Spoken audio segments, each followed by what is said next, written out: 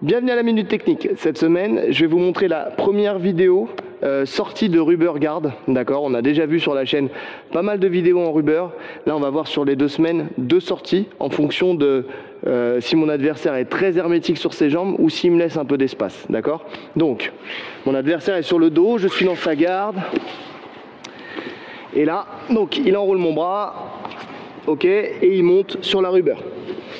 Une fois qu'il est monté sur la Rubber, on va partir du principe que là, il m'a laissé le temps, c'est-à-dire qu'il n'a pas remonté sa jambe un maximum pour fermer le cercle ici, c'est-à-dire ramener le genou au talon. Donc, il m'a laissé la possibilité de...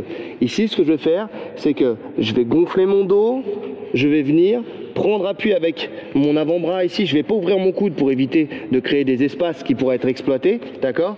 Mais je vais juste rentrer mon coude, rentrer l'avant-bras ici. Et là, ce que je vais faire, c'est que je vais monter ma première jambe ici.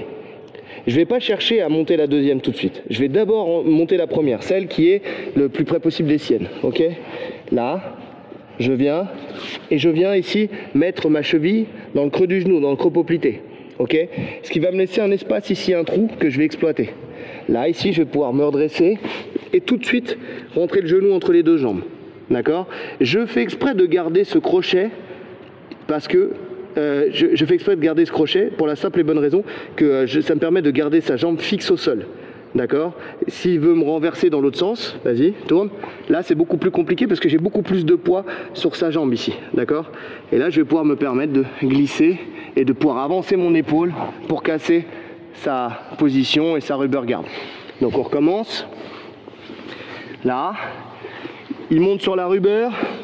Il m'a pris de vitesse, tout de suite je rentre le coude à l'intérieur et là j'attends pas longtemps parce que je pourrais me faire prendre en triangle. Donc dès que j'ai rentré le coude à l'intérieur, boum, je monte ma jambe.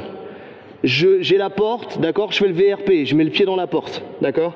Je crée l'ouverture. Une fois que j'ai créé l'ouverture ici, là je lève légèrement mes fesses et je glisse mon deuxième genou. Et là, je fais exprès de glisser vers ses genoux. En fait, je veux vraiment écraser sa jambe et mettre un maximum de poids loin de lui, loin de son corps. Je veux pas que mes hanches soient au-dessus des siennes. J'éloigne en fait mes hanches des siennes. J'éloigne mon centre de gravité du sien. Et à partir de ce moment-là, j'ai plus qu'à glisser là et mettre la pression avec mon épaule pour pouvoir passer sa garde. Ok, à vous.